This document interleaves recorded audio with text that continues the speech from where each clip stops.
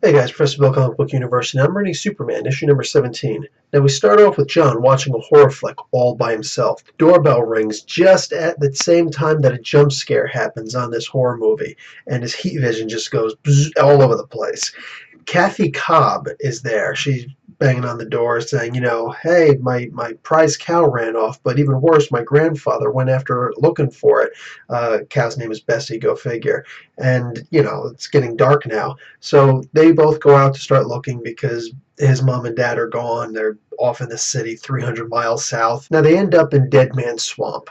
Why? Why, oh, why do they have a place called Dead Man's Swamp? I'll never get that.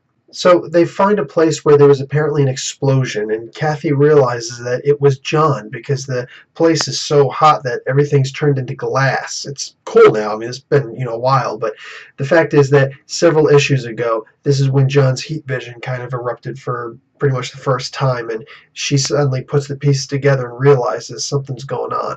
So that's about the time that this big wraith appears. Now, the wraith gets giant, like 50 feet tall. They're giant animals. There's a big freaky house that they end up in, and the house starts trying to eat them, and it falls away, and all sorts of freaky stuff happens, and they end up in a well somehow, and they're rescued by Grandpa.